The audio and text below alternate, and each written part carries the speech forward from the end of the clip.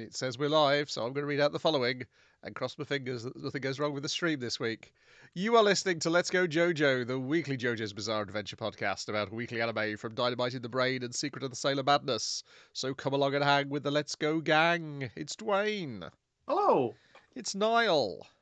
Hey, how you going? And it's me, Brian. And on this episode, we are covering the anime that aired the week of the 12th of December to, this is the bit I haven't written in, that will be the 18th of December, 2021. Christmas just around the corner. With the exception of the third episode of JoJo's Bizarre Adventure, Part 6, Stone Ocean, The Visitor, Part 1. Which we're just pretending comes out week to week, but yeah. Yes.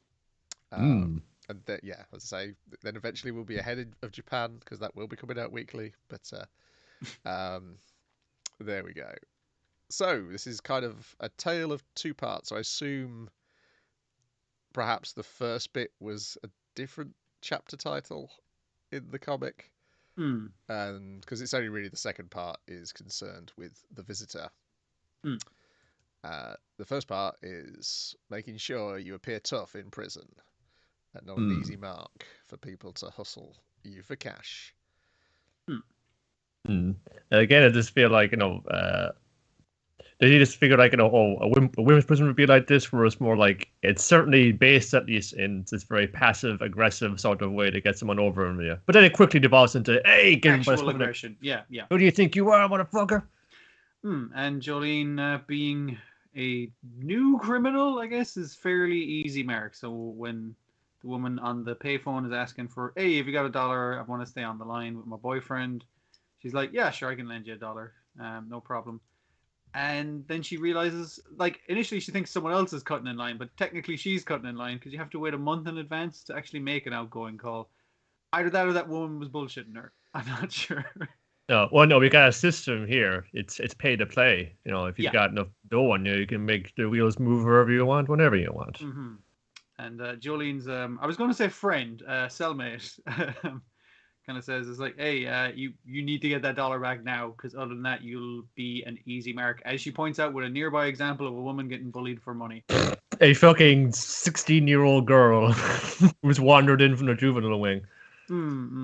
Just slightly over the age, I guess, to get into the full women's prison rather than the juvenile. Got caught jaywalking and got stuck in here for some reason. So Jolene goes about getting her money back while the woman she lent the money to is hanging out in the library. It's like, oh, this book's great. It's like, no, I need that $1 back. And she initially gets in her face and then is kind of like, yeah, but could you loan me like $10? Kind of like she's playing good cop and bad cop with Jolene, but the other prisoners are kind of just all watching in the library, just waiting to see how's the newbie going to react, kind of thing. Like, what a loser. Just walks away and just took that. What a fucking loser. Look at her skulking off to the toilet. Going off to cry in the bathroom. But what is it she slipped into her drink? She was practicing with Stone Free, her stand. She was saying, okay, you can stretch this long on a thread, but it obviously doesn't get as strong. But you bunch up, it gets pretty strong and punch dudes. Can't fucking lift a car or nothing, but it can bend like a metal coin and crush it into dust, which is what she deposited into her wand's drink, so that while she's chilling out reading some of the classics, she gets some tummy rumble. It's like, oh crap, I'll be back in a minute. And she goes hammering then on the lady's toilet door. I was like, can I get in, please? It's like, sorry, occupado. And she's got her book going, oh, yes, that could be the better. Like, I forget what book she's reading. She's like, oh, this is going to take me a while, yeah. Come on, I'll give you anything. I'll pay you back your $1. I'll pay you $10. And it's like, all right, $10, please. And then, just waving that in front of the other prisoner. It's like, that's how I do business. And she says, well, I'm going to be breaking out soon, so I might as well improve the place. It's like, hey, I'm going to give someone else the shit, so you get into the toilets next and extort them for money. So you're not stuck to the small prisoner who was being bullied earlier. Gotta use this to survive. But as she tries to leave the library and calls the guard to let her out, she sees a baseball child in the corridor. Like, whoa, again. what's going on? My kid, what are you doing here? Everyone's saying, there's going to be a visitor.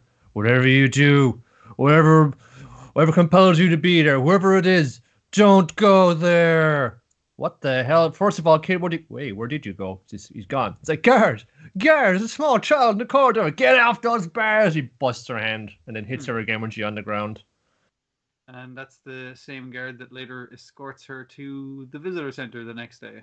And then while he's like, wait, prepping the room, the child's again in the bin and says, hey, I warned you, don't go in there, kids. Stop doing that. It's freaky. What are you? Take this, it'll save your life. Is that a pelvic bone? Yes, because she's like, I'm going to need to see my mum, whatever you say. Oh, well, can't change your mind. Here you go, have this. And yeah, you say it.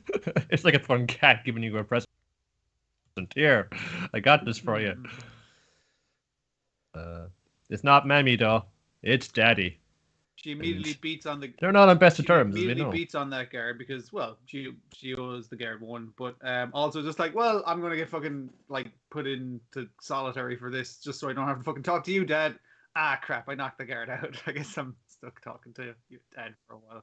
Didn't get enough time to talk about stands. And by your reaction, I can tell you know what stands are. At least you've acquired a strange ability recently. The fuck, Dad, what's this all about? Long story short, I'm not going to go into it. Like, when I was a teenager, I killed a vampire, and I was done for good. But his boys are still hanging around, and they're in this prison. They're looking for revenge against me, which means they've come to you. Like, everyone who set you up was working for this guy in some regard. Yeah. Mm-hmm. So I gotta get you out of here. And he says, "Nah, Dad, I'm not going because you told me to." This is happening right here. We did see this guy earlier in the episode. He apparently he's a super military sniper, but he's got cataracts. But also he has a stand power, and he's got John Golly A. And we see his butt before we see his eyes. So you know. I appreciate that. Oh, he's like, obviously he's in like the different wing. Obviously he's in the men's wing, but he seems like, he's a real hard nut. He's fucking, fun rep bad. He's fun. He's blind, but he's dangerous. And like, he's obviously in tight with the guards. They let him do whatever he wants, even if it involves taking up a cutter to kill someone inside the prison. As I said, by the way, dude, you put your trousers on backwards there. So super serious guy, but then puts him out in his stupid fucking exit. He is like, fallible. That's good. That's good. However, the problem that Jolene and her dad have is that he somehow smuggled a sniper rifle into the prison.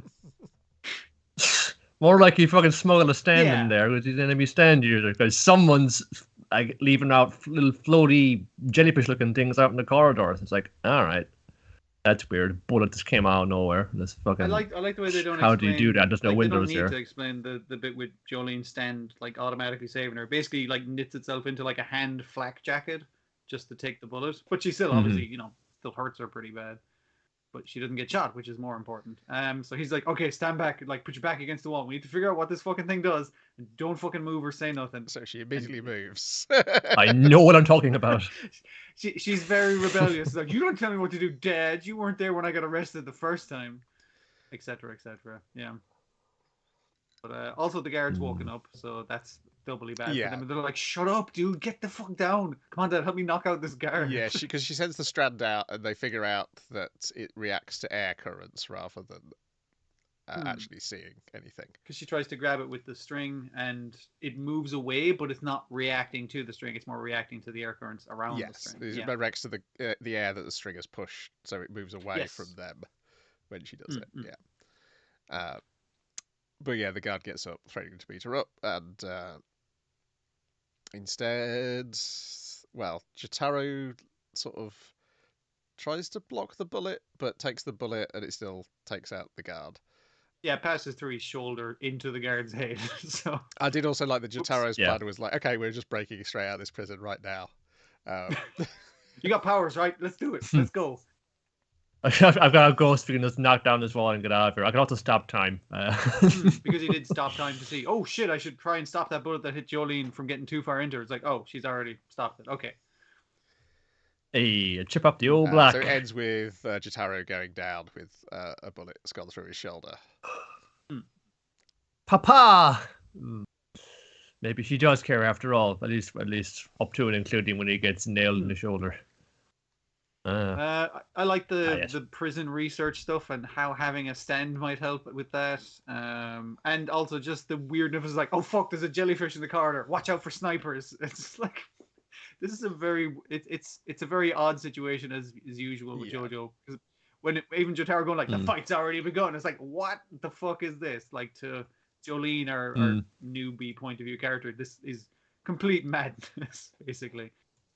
Yeah, we're in that like I call it like the fog of war stage of the JoJo fight, where it's just like you're trying to feel it out and you're trying to put the clues together and get out there. Like even things like, well, how could this happen? It was reminding me again of the last line stand usually we had. It was like fucking end duel, and he had like the water stand, and then they find like the corpse. He drowned in the middle of the desert, but how? You know, that kind of mystery. It was looking quite nice though. I liked the lighting they had in that library. I know for a prison library, it felt very cozy and inviting. They've got a decent selection there. Yeah. That's pretty good. And maybe they go easy on women's prison. I mean, they are, from what we know from the rules there, you know, as long as you don't start no shit, you're kind of free to do whatever you want. But then, you know, the confines of these four walls, of course. But yeah. Except if you've got enough money, then you can bribe people to do things from outside those four walls, by the sounds of things. The idea of it is it's a very like open prison system. They're keen on you getting back into education, so you don't go back into a life of crime when you leave. That kind of thing is like that's great, but it's incredibly corrupt. It's like okay, kind of fucked there. Yeah, but like smuggling in like the parts for a rifle in a series of hams and cakes. Yeah, exactly. The other important thing Delicious. is the baseball kid point. He says that there's a thing in the prison that's worse than death. Someone's up to no good. So that's his foreboding prophecy that he's giving them. And I have no idea how that jellyfish works. I have no idea what's up with baseball child. It's just like there's so many unknowns.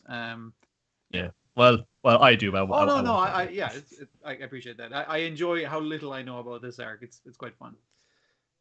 Would you surprised we know if it involves stands? Excellent. Then we've got The Vampire Dies in No Time, episode 11, Shin-Yoko Battle Royal, John meets Dralc, and Waiting for Love. First part is it's the pervert vampire has teamed up with the other pervert vampire. I was going to say which one's the pervert vampire for a second, but yeah, okay, fair enough. Yeah. It's a pervert league of evil. The guy who forces you to reveal your sexual fetishes has teamed up with the rock, paper, scissors. The guy who wants you to take your clothes off. Yes. With paper, scissors, rock. They can trap the hunters inside this field and force them to reveal their fetishes. Also, so paper, scissors, rock puts up a barrier, but it's a barrier based on strength, speed. None of this matters. Only voicing your dirty thoughts gives you power in this world. Yeah, here your kinks are your strength. Also, the horny lady vampire is there as well, whose name I forget. The one with the 3 lips. Oh, the tower one. Yeah. Because they tried to bring in the horny male vampire to battle her, but he betrays them. Here I can be like unto a god. If I keep fighting in here, that means like sexy lady hunters will come at me and then need to say horny things at me. And I'm down for that because I'm a freak. I'm a super freak. Essentially, the joke is, though, that Ronaldo is ashamed of how basic his sexual fetishes are. It's just like big tits. So vanilla. Big tits.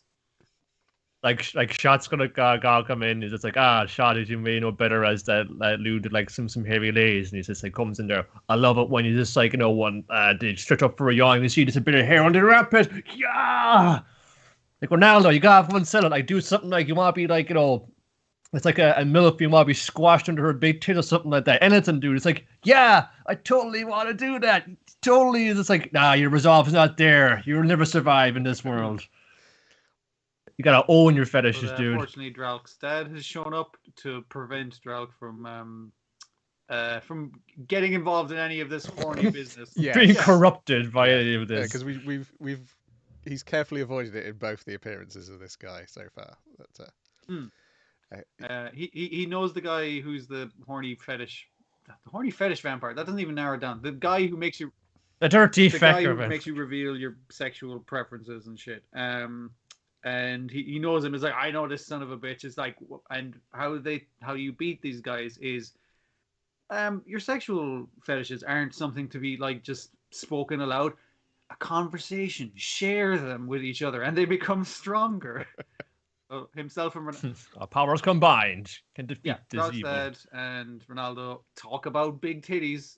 They have a nice conversation about it, and they're like you say, combined, they can defeat the barrier. And it's solely okay. There are websites all about this. You know, you're not alone. And it's clear that like the dads are like very romantic, and when we see how much he thinks of his wife in the later part of the episode.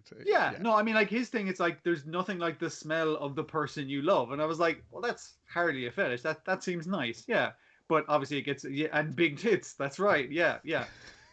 It's like it's the same answer that Denji got in Chainsaw Man after he finally got a cop of feel, but it wasn't what he hoped for. But then Maki gotta send him straight one. No, you gotta like fucking know the little details, like the curve of the ear, like no, the scent of their hair. Once you have all that in, then it's a heightened experience. But unfortunately, Dralc heard the whole conversation. Yes. Like he's mostly having a great fucking time being in the background, just laughing at all these motherfuckers, as he does in most of these crises they come across. Because the punchline is though that they get rid of the rock paper scissors guy, and then the dad's like, I'm not going to beat this guy up. He's really weak. He's only strong. He's really weak. It's not good to pick on the weak, you know. And it's because then that he realizes that his son has overheard everything he was saying. Then he punches him in the face. Good stuff. As their stupid horny jokes go, I was fine with this one because I like the idea of horniness as power in this new world order. It's a stupid, fun anime idea I haven't seen yet. Although maybe something's done it, I don't know. It seems like it would have been, but yeah. There's probably something out there, at least adjacent to it anyway. I think maybe Speed Grapher is probably closest you're gonna get. Off the top of my head, anyway. Then the next part is Ronaldo is claiming that like he's a better friend to John than Dralc is, but then Dralc explains how they met. But we went out and we got donuts. Like we're fucking tight, man. That was what I was saying. Didn't you see the end credit sequence for this very TV show, Ronaldo? He did this whole, like, incredible journey where he went to so many different castles, but Prince wasn't there. Would you like to see that extended to 2 parts of this 3-part of the show? Yeah, actually, I would. I would like that. I like the fact that the Chupacabra is very quickly explained. Yes. It keeps showing up. Yeah, so Granddad did... Well, vampires are fine, but chupacabras are alright. I was trying to... Well, they left them all behind. Granddad decided that the family's going to move to South America at one point in the past. And so they did. And he went out hunting wild animals and brought back for his son a chupacabra, and for Dralc a injured armadillo for Dralc to heal up and bring it back to health. And this is John, and they become great friends. They share a love of sweets. Well, he's not initially called John. Everyone has their own name for John. Yes. Which is a good joke. John is short for this very long name that everybody has given it. Yeah. Pick randomly the letters, like 4 letters from all the different names you've given him. It's like, that's good enough. Yeah. And then my favorite bit is when initially the dad is horrified by the chupacabra, but then we see John being given to Dralc, and then in the background the chupacabra and the dad are getting along great. They put their arms around each other's shoulders. It's a good background. There's good background jokes in this. Actually, in the first part, I did like that. It keeps happening where Dralc's dad keeps calling Ronaldo Paul. freaking Paul.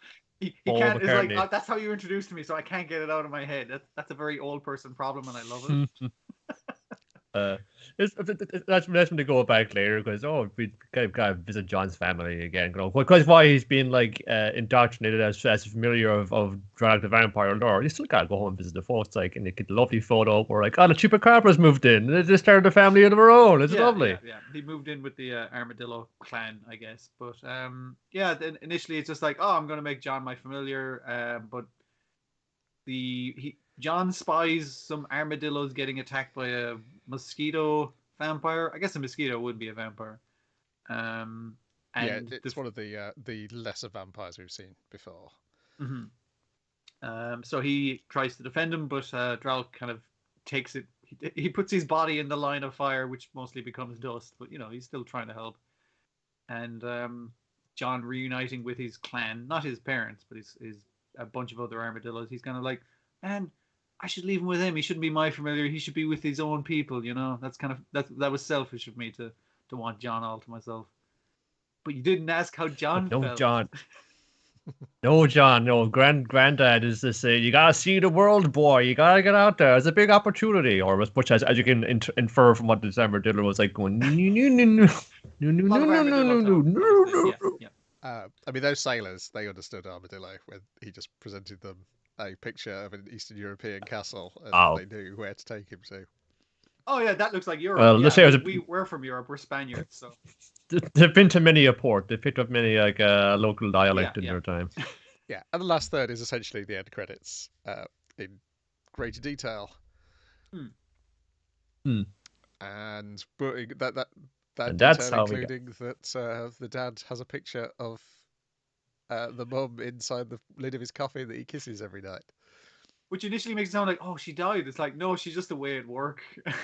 Yeah, which is obviously... Miss her, man. Of course, that means that's a character who could be introduced down the line for more fun and games. Also, there's ostriches in Transylvania. The old man-legged, toothed ostriches are in Transylvania as well. I feel like they're an infestation, these weird fucking creatures. They're not vampires for some reason. We got vampires and these fucking things. And honestly, I could just put up with the vampires. I'd be fine with that. Invasive species. They migrate like Canada geese and get everywhere.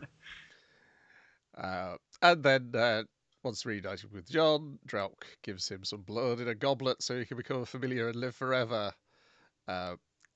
It's my adorable undead servant. I presume that's the case because Dralc's granddad is like he doesn't have the grey hair in his mustache or in his hair.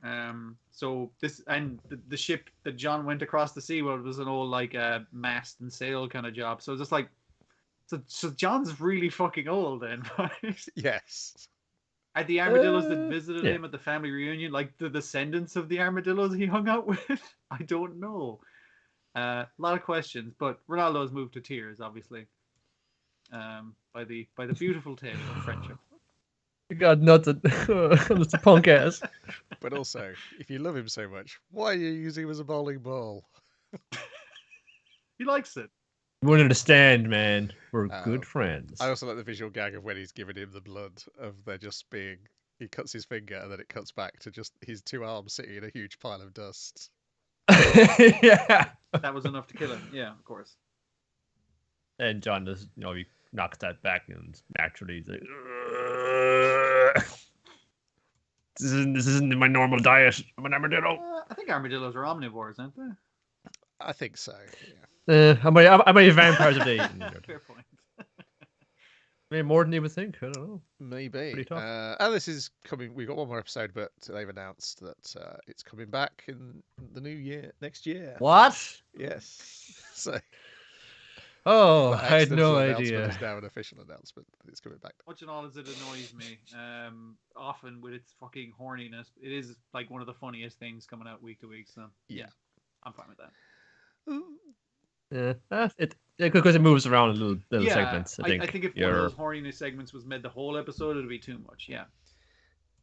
Fast forward button is right there. Sure. And I think the 3-segment thing works better than a 2-segment thing. It definitely works for this. I guess probably the length of the strips in the comic is probably what made them go for that. Yeah. And even when they do like a 2-part of the 3-segment thing, like this one, they generally like there's a delineated end to the first part that can lead into the second part. It works quite well, yeah. Then we got Ranking of Kings, episode 10, The Prince's Sword, in which Boji becomes the Fist of the North Star.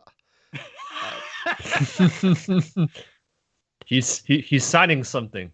You are already dead. Nani? Gone.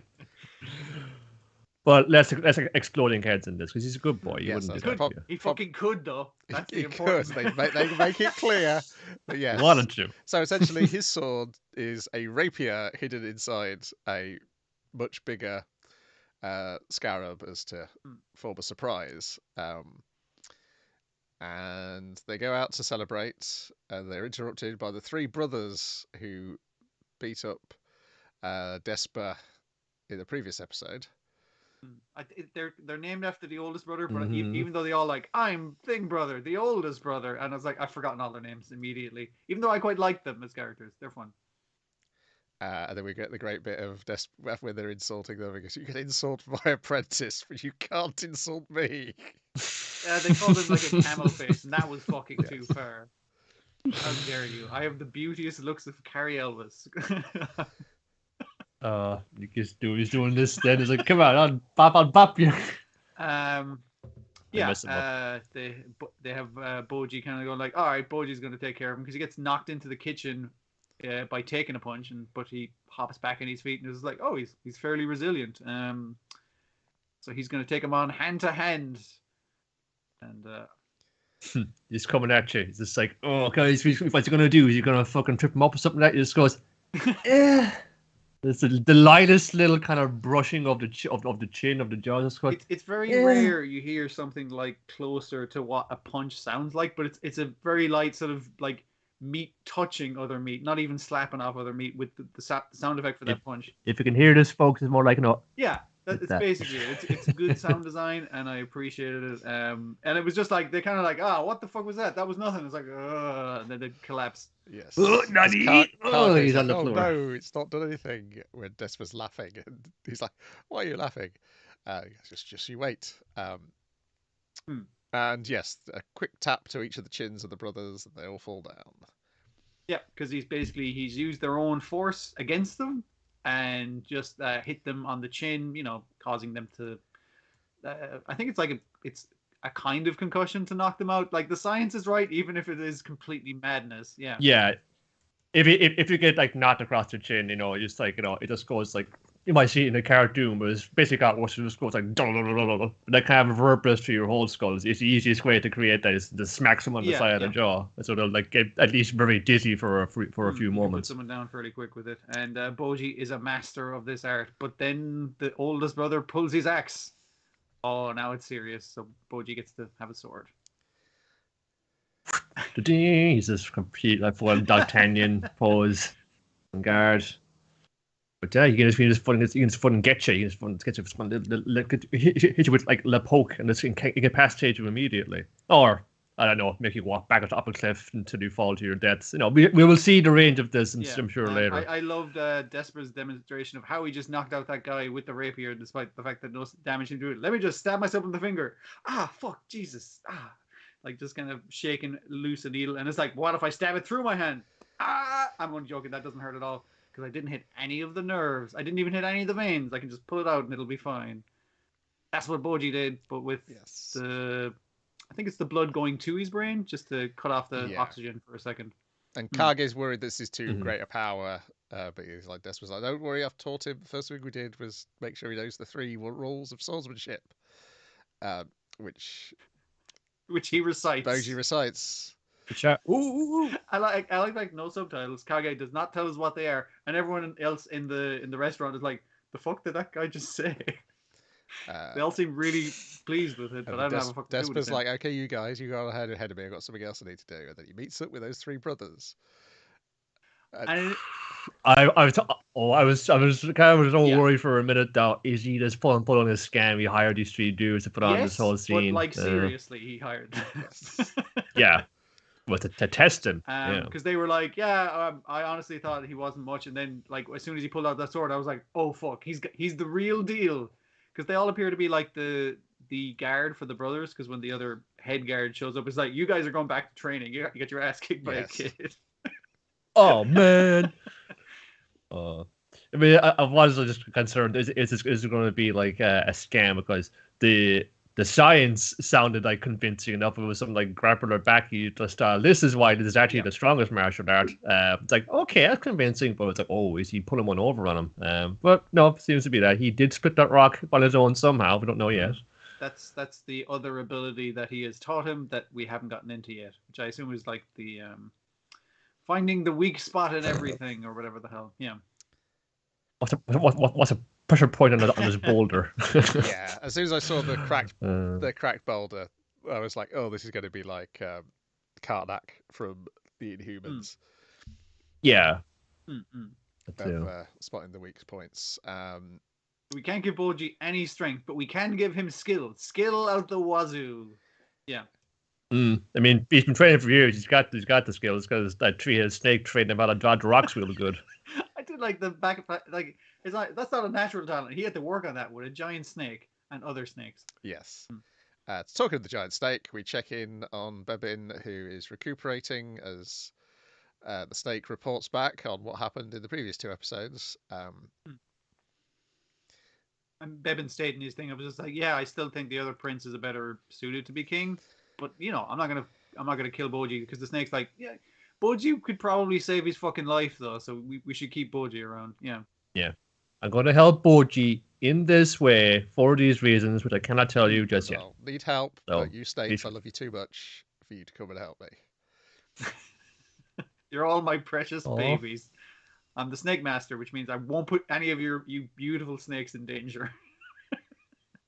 Which is pretty cool. While he's recuperating, he's just got some drinking food and stuff, which I assume has been brought by snakes.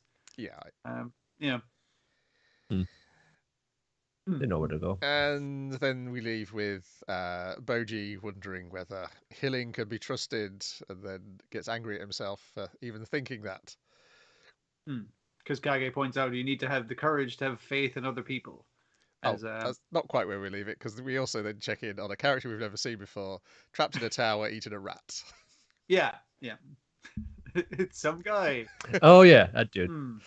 I wonder if this is going to be like Bebin going around the country collecting a whole bunch of weirdos to help him overthrow Boss. Well, when they're running out, because fucking Dorsch and Hilling, they've skipped town. Fucking Domus and the squire or whatever he is, they're going down to investigate that underworld gate, which Appius is set outside. He's guarding the gate. And One Boss of is just sitting on the throne. He hasn't acted at all, so he's just waiting to see what the fuck happens. Should have hit this crown heavy upon his troubled brow. Yeah, after this episode, I'm like, I love this episode, but I'm still even more annoyed that they didn't reveal the stealing the strength earlier, because it's like it would have changed a lot of context. Yeah, you do the reveal, and it's like, okay, we're not going back to Boji for 2 episodes. And when we finally go back to Boji, it's like, well, now he's got a superpower. Great, okay, so that reveal really does not really have any impact at all.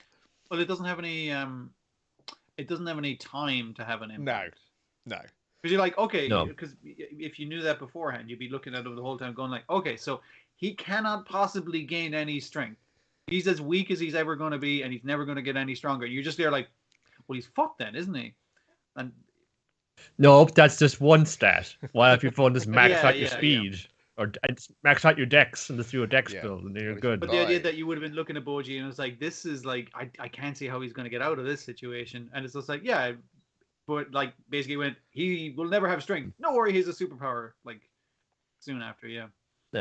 It's just like how I guess Boss was just so, as a king, he was just so fucking influential. He was so like that. Everyone said, yes, to be like a king like him, to be a great king like he is, you gotta be super, super, super, super strong. That's the only way you're gonna get the king. The tests that the ranking dude sent with someone that the fucking goal and you gotta fight. That seems to be like favor strength, right? He was saying, like if a king that's the only way to do it. Only on strength alone, Boss would be like number one, like easy.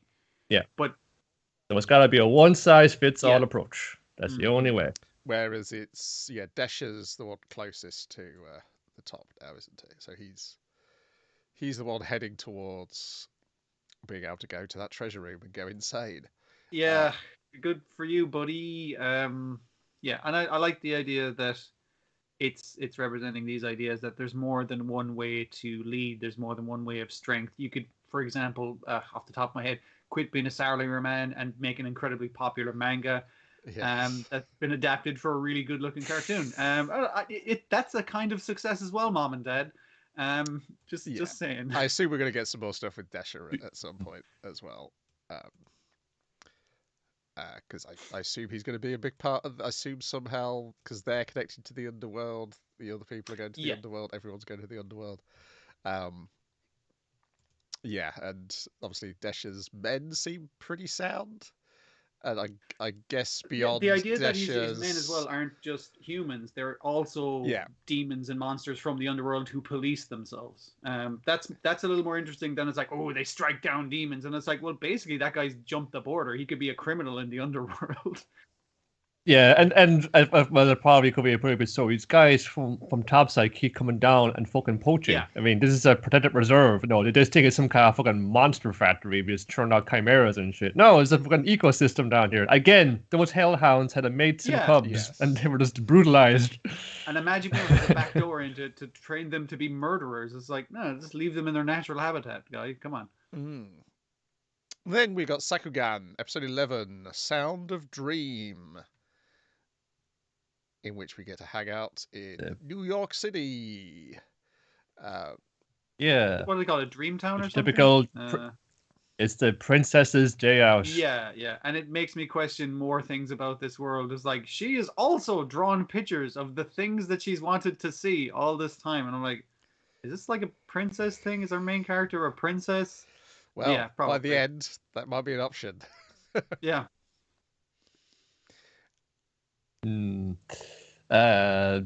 Just kind of thinking, because after. So, what's it? The fucking. The cults, the terrorists are after the guy get out all those rainbow babies, all those rainbow children. And we know that somewhere deep down or deep above or deep somewhere else, there's a computer that's fucking like configuring and managing the fucking the way this whole case system operates. And the children then is just like, oh, I could never be an idol. I'm gonna be just like my father and be a worker, like my granddad and his father before him. So it seems to be like there's a system in place that you should gotta stay in your function, in your role. If you're born into entertainer, you're an entertainer. If your father's a steel worker, you're a steel worker. It's just like you're not supposed to move outside of your role. So I guess the suggestion is with our main little girl is that it's not that she's decided something else for herself. It's like, yeah, she's probably not a explorer as she thinks she is. She is destined for a different thing. It's a weird one. Yeah. I imagine it's to do with we have these here is like underground New York or the last like our representation of it anyway. We get here is like underground Italy and so forth. We're trying to preserve these things, so we don't want any instability. Everything's got to work as prescribed, as expected. And if it doesn't, we'll treat print up a monster and drop it in you to reset the whole thing. To stop you, to discourage you from wanting to fucking get outside of this and see what else is going on. So with this princess, this idol, this like lovely, beautiful singer who everyone adores, who wants to I want to do something that's not that, for at least for a day anyway, and go and do other things. That's her again stepping outside of the system, and the system will respond to that and try to put you back in your place. Or do you want to or not? Yeah, it starts with our guy from the last episode who has recovered from his injuries. He's fine. Has taken him out for a night in the opera as a treat. But Gagamber wants to go to a titty bar, and his daughter stops him. But in the meantime, a princess lands on top of him, and they run off with the princess because she wants to go for a day out without being a diva, without being a celebrity.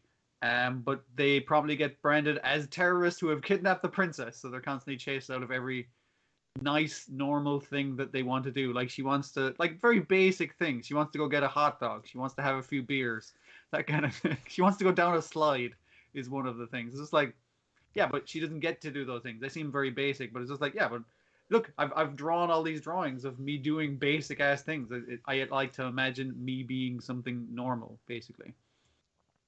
For being a celebrity, she had a very deprived childhood. She was raised by singers to be a singer. Yeah. I suppose my members use something of herself in there, and they seem to be also like a whole thing. It's just like they also want the boat to get to a place outside of here. It's like, I've had dreams like that too. I wonder, is there something in there? Is there some kind of like programming or something. is it a genetic? Is it a programming? Is it some kind of genetic memory? Are we supposed to be drawn there? Are we meant to remember any of this or dream about it? Yeah. Probably not. And that's why we're the anomalies in the Or are the system. princesses supposed to push you to like do something other than your assigned role, that kind of thing? Yeah. So, but everyone has accepted their place except Memopu, who will not accept it. Which I think that's the thing which makes her quite good, is she's quite well convincingly written as a child who doesn't understand how the world works and is frustrated by it. Yeah, like one of her lines towards the princess and towards the other kids, how can you not live for yourself? Or something like that. Yeah, she's also really which selfless. sounds incredibly Yeah. selfish, but you get where she's coming from. It's just like, yeah, you can't like put your life in the line in someone else's hands entirely. Yeah, but then the Cena, isn't it, the name of the the diva? Yeah. And she makes the point. Yeah, I might like painting, but that's not the thing I'm necessarily good at, and it's not a dream I can follow. What's the function? That's not the thing people I inspire people with. That's not the thing I can bring to the world. Yeah. Yeah, I was getting sort of vibes of this as a book by Ursula Le Guin called Dispossessed, and it's between two planets, one like super capitalist planet, and then the other planet just like the opposite, which is like where a lot of people left, and it's basically like a leftist, socialist, anarchist utopia. So like everyone looks out for each other. It's a hard planet to live on, but we can't get by together. So everyone was, we help out with the farm and help out with the building, and so on and so forth. And and there's always something for you to do to help out. But things like what about if you wanted to be a musician? Before saying, so what use is staff? We need plumbers, we need engineers.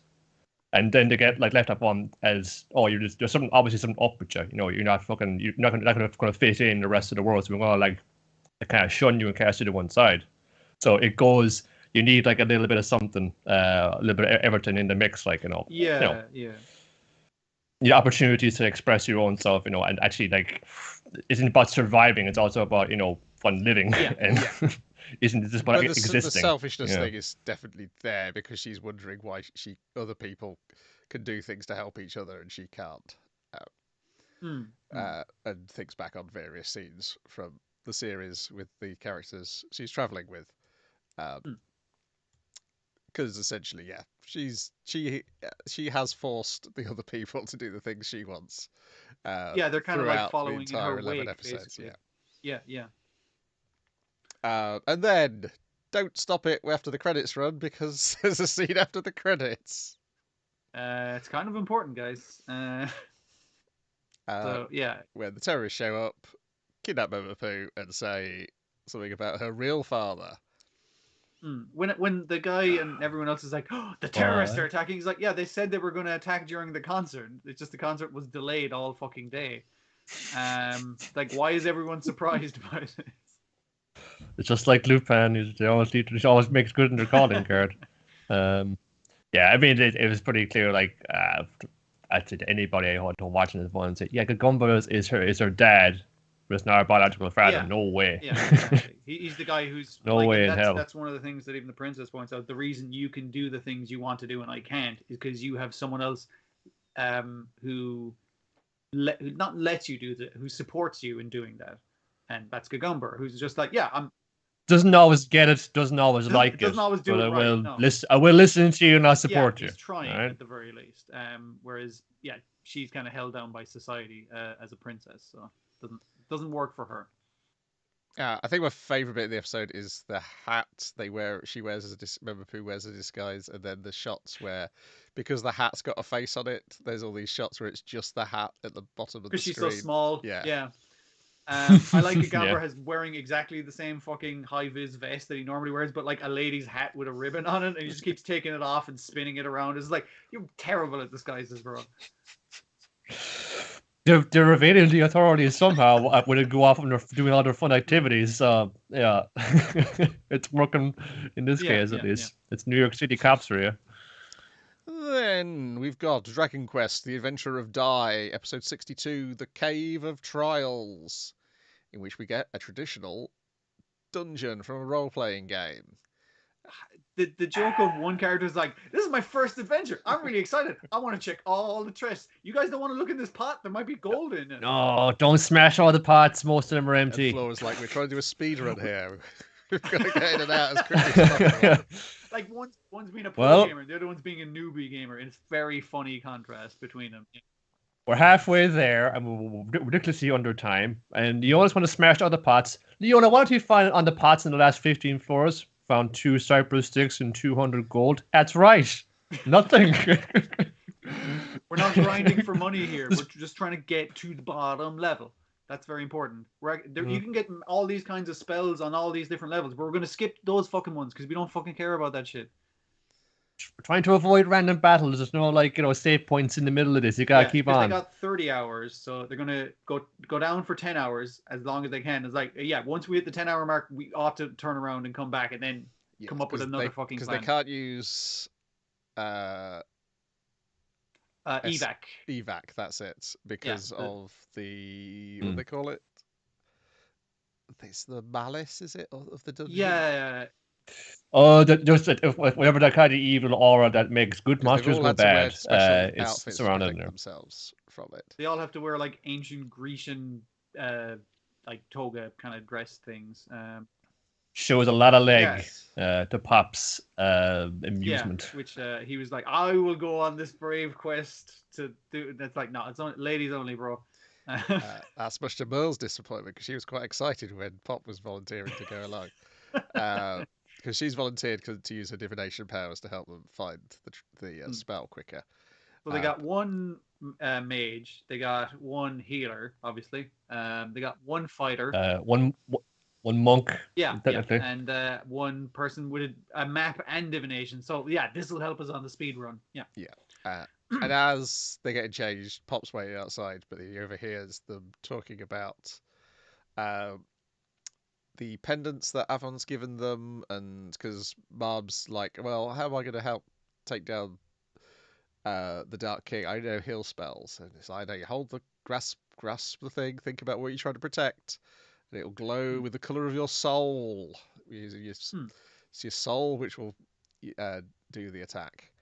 And once we have like 5 of these jewels, this is it malachite or something? I can't remember what it's called. Yeah. Mystacite. Yes. We get 5 of them in a 5-pointed star basically, and we all activate them. Powers combined make Captain Planet. That'll get us the spell and everything. And so Pop's like, oh, I wonder what colour mine is, and grasps it, and nothing comes out. And he's like, oh no, I didn't finish my training.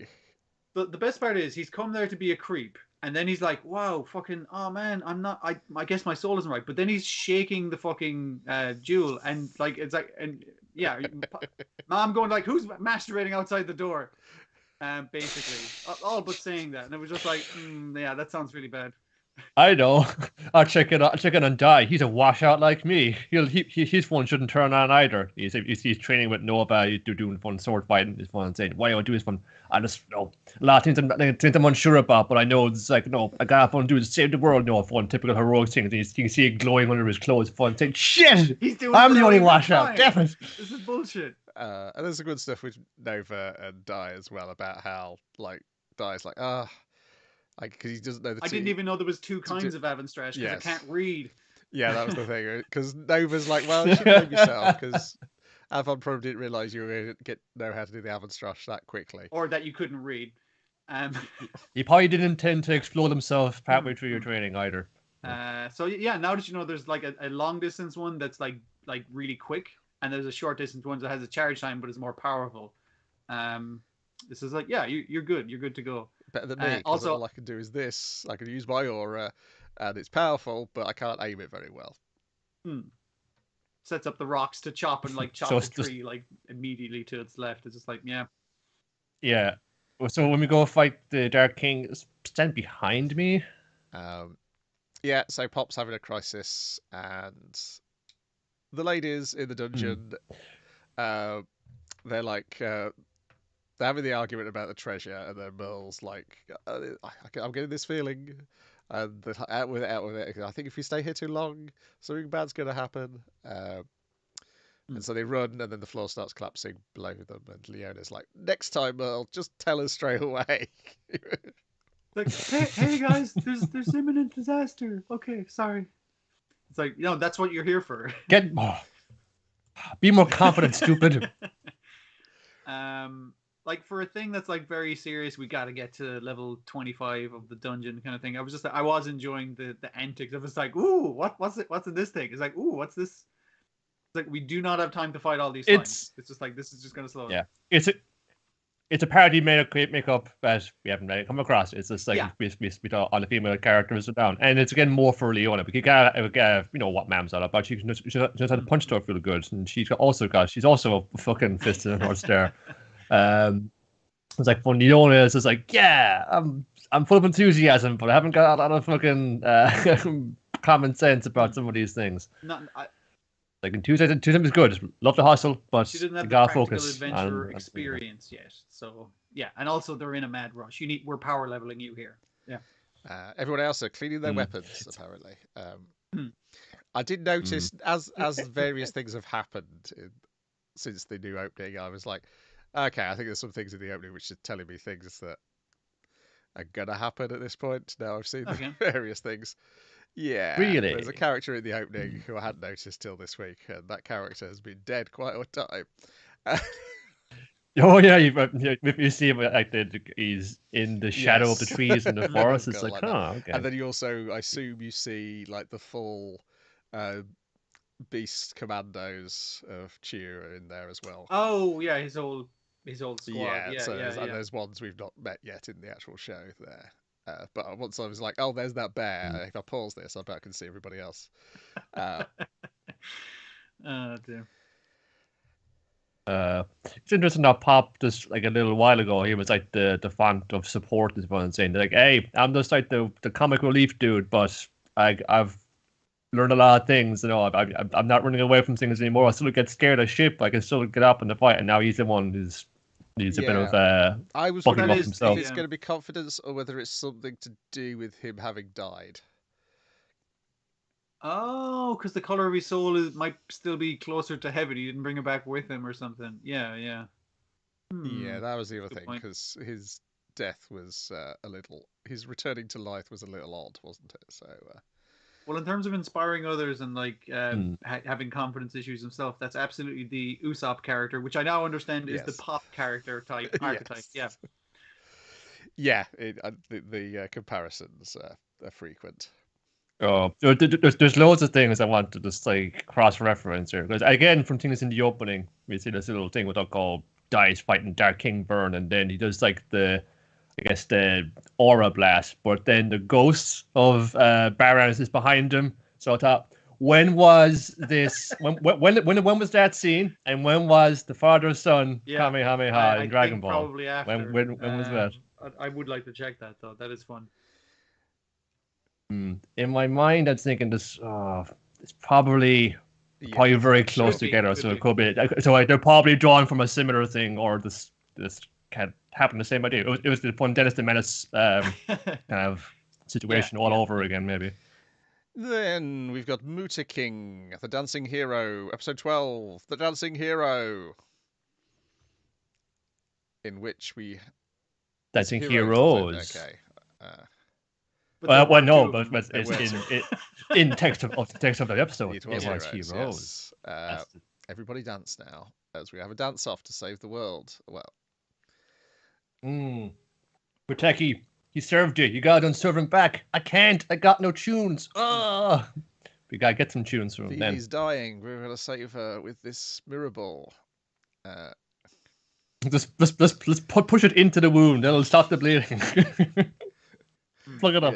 Never going to explain what the deal is with these kids and why that mirror ball is theirs, and why Vivi wanted them to have the mirror ball and not her. And then once they heal her, Vivi then pulls the mirror ball back out of herself and pitches it into the dark whirlwind that is the fight that's going on between Muteking Black, throwing out her shoulder and injuring her fatally.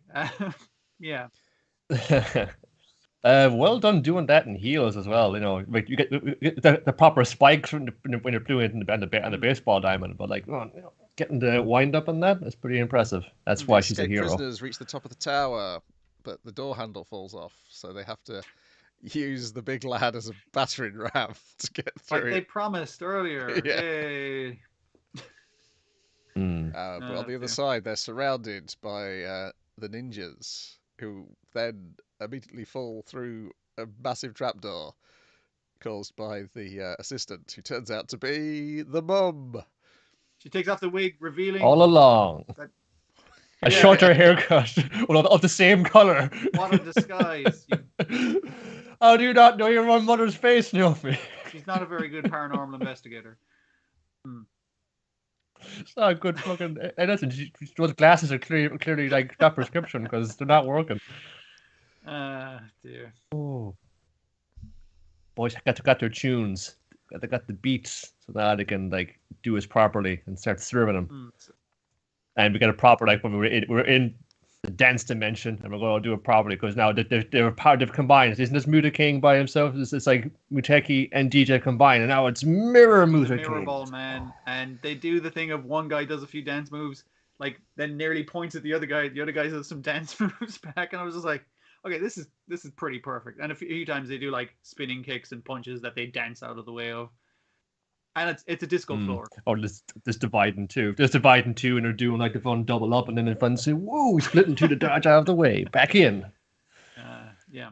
And all this like is being, I think, channeled or otherwise kind of broadcasted all over San Francisco, and the place is getting back to what it looked like in the old days again. Becoming gay again, and less corporate, basically. They put the streetcars back in. Ah, that's good. Yes. It's nice. Gentrified. Exactly. Yeah. And including this has the same effect on the CEO himself, as he finds himself trapped in a hall of mirrors. Hall of mirrors. Fun fair, yeah. And he realizes that dancing's for everybody. And I like how we get like the random background characters from the early episodes appear to goad him into. The punk guy, the big fat guy who wants to eat. Yeah. We see the mouse and Funky Pizza guy has a funny. Is it funny or funky? I feel like it's funny. Funny pizza guy. Become best friends. And the world has been saved, and our villain's been saved as well. That's it, man. Fun saying, no, I have the right idea about how people should enjoy things. You can try that, man, but people are going to do what they want to do. It's the idea that people all have no different ideas. size. Is what makes the world beautiful and worth saving. Yeah. If everybody had the same phone and used the same computer, it would all be great. And that's patently false. And then after the credits, we get a short scene at the diner in the style of what's the show called? They go full hard cocktail. And they just said the character designs are like that again, and have the music version of the popular dance number. And yeah, Aida's back serving people ice cream sundaes regardless of what they ordered. But ice cream sundae, and a taste of that, I could taste my affection for her. That rainbow shining a little brighter today to dispel all these rain clouds. It's beautiful. About the only thing I didn't like is the heroic sacrifice of Vivi. I was going, that's a bit unnecessary, isn't it? It's like you have to kill off the one like trans or cross-dressing character. It's just like, Other than that, it's quite good, but a bit of a misstep, I felt. Are we sure they didn't come back? I don't know. Died enough times, and they're back again later on in the episode. Yeah, but when she shows up back again to give like the speech to CEO, like she's the one who like fades out of existence again. It's like goodbye. I was like, you can't keep doing this to me, show. Like, stop it. Dear. She's probably just moved somewhere else and taken on a different assumed identity. Now it's going to be, I don't know, a bottle champion or something. I mean, if you're going to make the mouse friends with the pizza guy, you might as well bring back everyone, right? Now all the ninjas are gay too. Dear. Yeah, it was, it won me back a little bit with the fucking they're just dancing off in the fate of the world. Yeah. and then it's having the audacity. We're going to finish as we started with a hard cocktail. Send up. It's like, okay, I can. You can't put me back in there. There was a lot of kind of faffing around in there, particularly just the escaped prisoners. Just like, I'm just going to cut to these, and just like, it's not really that consequential, honestly. I mean, we don't even do anything but like, oh, it was the mother was there all along. She's also been here. It's like, we just didn't really focus on that too much. We had to make mention of it. Their job was just to get the airwaves back to Neo San Francisco, back the power to the people. But that's about it. Yeah.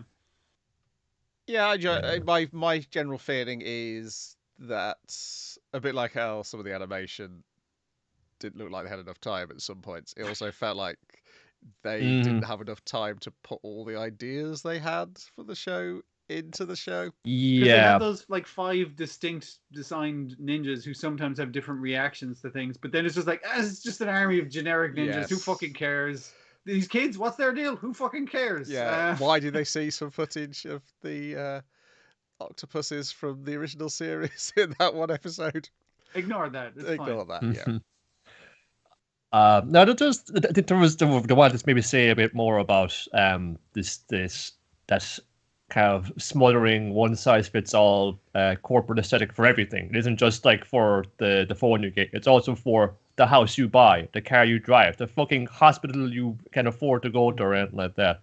It was between this and Garo Vanishing Line. It just seems like, folks who have something to say about this current trend of gentrification, and there is was it Kill la Kill? Oh, something, maybe it was like Gatchetman Crowds or something like that. But I can recall like there was a similar kind of backlash or discomfort with like how the Uniqlo aesthetic seems to be like the main thing you get in fashion in Japan nowadays, and it seems that all of, like the kids are hanging around like Shibuya and at Harajuku. It's like, oh yeah, that's all the kind of wild fashions used to like make up the little the picture books or the photo books of. There's less and less of that these days because it gets all getting kind of like smoothed down into this one kind of aesthetic. So it was like, that's just one example of it. And yeah, maybe if they had a bit more time or just had a bit more, I don't know, just need to focus a little bit more on one thing or the other. It was a lot they could have dug out of that, but just ran out of time or just or if you've seen the original series, it's all completely clear to you, maybe. I don't know. Could be, yeah. It seems unlikely, but yeah, its general thesis, it does hold up all the way through. It's just all the little allusions to the previous Muteking that don't go anywhere. Yeah. Like that star badge that his sister had never came into play. The deputy star. No. Yeah, it's I think half was just like they had an idea for like a couple of like grander ideas, or grander statements anyway, but they couldn't. They had to pick one or the other, but they wouldn't. So they had to just like we're going to do both of them. So the whole thing with the original series gets kind of would be a hint of a mystery there, but it's more or less just usually like a little thing in the like. For all of you older viewers or anybody who's seen the old ones, like, right, it's a little thing for you here, a little thing for you, and that's all it kind of works out as then. So any like better idea, any like more incisive idea has gotten lost. So talking of ideas crammed into too small a space of time, Lupin the Third, Part 6, Episode 10, Darwin's Bird, an episode I think I have watched 4 times. I only had time for the one myself. It's more like a big idea crammed into a TV episode. Yes, and it's also half of the episode is another lecture from Mamoru Oshii. Sorry, from Michael. Sorry, from fucking Rio from Devilman. yeah, he's got that going on as well, and that probably would be the reference that they're making as well. Yeah. Yeah, sort of, but anyway, a little. Oh, come on! That definitely is a little bit. He's wearing a fucking like white suit. And he's got the one like platinum blonde hair. He's devilishly handsome. Anyway, essentially, Fujiko is being asked by this client, Michael, to break into the Natural History Museum, and steal the the Archaeopteryx. The original fossil That's of it, the yes. Archaeopteryx, but isn't that the actual one? It's you got a replica. It's Yeah. on display. The actual fossil is in the Because vault as in the we've back. missed, like at the That's the one I fossils want. in the British Museum, the actual ones aren't on display. They're in storage for research purposes, and you don't want the wear and tear of just them being out every day, basically. Yeah. Yes. No. I've seen what time has done to the taxidermy, the older taxidermy things in there, where it's got like some very grayed out like lions and tigers and ostriches and stuff. You do need to keep the samples a bit in better condition, and it's easy to do with fossils because you can just make a cast of them essentially. And in order to convince him to do this, he's going to explain the history of these fossils to you. And this was the point where I realised I've not watched it since it came out. The Musashi Miyamoto docu anime that Oshii wrote in 2009. Oh yeah, another one. I was like, is that the starting point of him doing this sort of thing? Because this one, more than the last episode and more than all the times Vlad loved in it, this was the first time where I've like gone, boy, I've not thought about that film in 13 years or 12 years now, and boy, this has suddenly made me think about it. Like initially, I thought I was getting into the bone wars in the 1800s between like Marsh and Cope and the people making fake fossils, because fossils are really fucking hot right now, and the rush to find new discoveries that proved scientific theories, because that's the initial way he's selling it to Fujiko, basically. Yeah. I thought for sure it was going to like have like a bit about Udu who found the iguanodon fossil and put it together the wrong way. But no, this is because this is Mamuroshi. It is Fujiko has been hired by proxy by God to recover the skeleton of Lucifer. I need you to cover up the crime, Fujiko, basically, is how it turns out. Yeah. But I mean, like among that is like long conversations about fossils and whatnot. Jigen is smart. It's like, this is way over my head. I'm getting out of here. Jigen is a staunch atheist. He's like, well, the motherfucker's not even going to show his face. That's not my fucking style, man. I'm out. Yeah, I get it. I believe in one thing. Yeah, I'm like, I do not know. I was like, I cannot get my head into the mindset of somebody who doesn't know the Oshii history of this idea and Oshii's own history with the Catholic Church. That you would not think it was an angel right from the beginning who was hiring them. It was just like I think it's like some of the details that they were talking about of constructing fake fossils or piecemeal kind of ones. Yes, I think some of the early Archaeopteryx were made out of many different fossils and were actually fakes. There was this thing espoused by creationists that God put the fossils there to test our faith. Yeah, it definitely feeds into that as well, for sure. Of course, it's not to test his faith. It's a mistake. They should not be there. Please, can you steal them back? And ultimately, Fujiko decides that too rich for my blood. Yes. Fuck this. Yeah. Smart choice, honestly. Yeah. We've figured out who you are, and I'm not going to do a job for God. Not before like sneaking in and all, but like getting to the evidence and like crammed far too tightly into a catsuit doing it. There was an interesting bit in the middle of it there where you have like, we're going to like do this, we're going to loop the camera footage so we know to trick the guards. But then it's just like looping their actual movements as you see it in the scene, like not watching over a monitor. It's just looping them doing the same activities in the space. It's like, that's an interesting way to look at it. And that's, I imagine like that's what would like, think, got the fun pour over this now. There's just something in there that suggests anything to do with the fantastic nature of this heist we're doing. And it contrasts really nicely with the interior, like the upstairs, obviously interior shots of the Natural History Museum. It's a gorgeous museum. I would recommend going if you can. But like, it's clearly they've done the research. I was like, oh yeah, I know that display. It's full of hummingbirds. That's fantastic. Yeah. Yeah, I was like, oh yeah, that whale skeleton is there, and that's a cool dinosaur.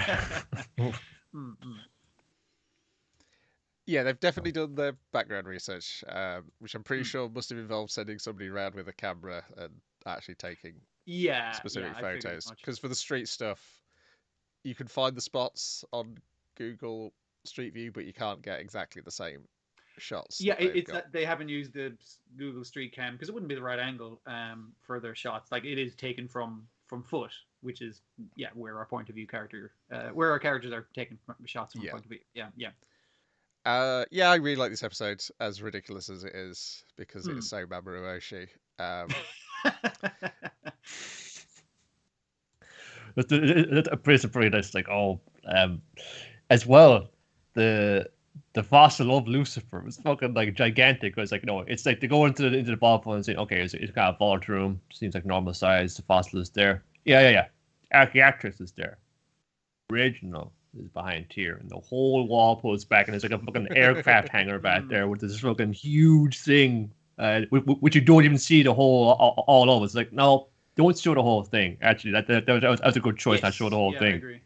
There was while Lupin is like fucking like spouting scripture as he's clearly been possessed by God. And it was such a nice like contrast. Like it's a very well directed one, like not unexpectedly. Where like you have the Lupin earlier in the episode who seems like his regular kind of like joking self is like, this seems a bit suspect. It's an interesting job though. And then when he meets Fujiko later in the thing, it's like Lupin is not acting right. Like he's just off. You got that look in his eye. And he just gets creepier as it goes on. It's quite well done. Yeah. Definitely better Angel Skeleton than what Kenji Kamiyama did in that Cyborg 009 film. Is that right? I hadn't realized that did that as well. At the end of that is a whole nonsense. The twist of it was somebody is like brainjacking cyborgs or other people and making them do terrorist acts, thinking, I see, it was that kind of thing. It turned out it might have been God brainjacking everybody or one compelling them to do these things. Or some kind of thing, which we're going to go into more, I think, in other films, which never happened. But the end credits thing is that it's this long zoom up to something you see it's in a crater on the moon, and once you're done watching the credits, you see, it's the skeleton of an angel embedded there in the crater on the moon. What the hell is that all about? We'll never know. Cool visual though. Whereas this got it done in a tight TV half hour, so does like a much better job of like evoking that kind of mysterious atmosphere than that whole entire. Also, I like the idea of the characters that we know and love being very practical and going like, oh no, I'm not going to touch that. If I can't shoot it, I don't trust it. Nope. Yeah, once you've started it, where are you taking it to? So a literary reference here is, I don't know, take your pick. Paradise Lost, Dante's Inferno, the Bible. Back to the Sherlock story, which I think is starting to wrap up next week. Yeah, that seems to be the suggestion anyway. So. Yeah, I think they said there's like a new opening for the second half of the series, so I assume they may be going somewhere else that isn't London. I don't know. Are they gonna they're gonna stick with the vaguely UK themed thing for this season? Is it? Don't know. This time he's fighting a modern version of Poirot. That's cool, yeah. But it depends on many like guest stars they've got in who've had a script burning a hole in their pocket for the last couple of decades. Probably a few. Yeah, that's it for this week. So, in theory, we won't be here next week because it's Christmas, but I'm already here next week, so I don't know what anyone else is planning. All my plans are out the window. If I'm here, something has gone wrong. It feels like it's imminently about to go wrong. God, but yeah, sure. I don't know, fucking however many fucking 9 o'clock news bulletins later on. I was like, well, expecting like the typical get your homework in last minute Sunday night announcement sneak out the back door, which they've done 4 or 5 times in the past. Nothing yet, though. Okay, we'll see. So we'll be back in the new year, but maybe next week. We'll have to see. Yeah, I've decided that it wasn't really worth the increased risk of catching COVID, even if I've had my booster. It's like, I know folks who caught COVID like 2 days before they were about to fucking head back to the old country. Yeah, it's killer. Stay safe out there, folks. It sucks. For real. rightio. Apart from that, Merry Christmas. Goodbye. Bye. Yeah. Hey, Merry Christmas. Feliz Navidad.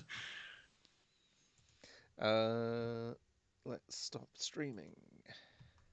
Nice, I'm gonna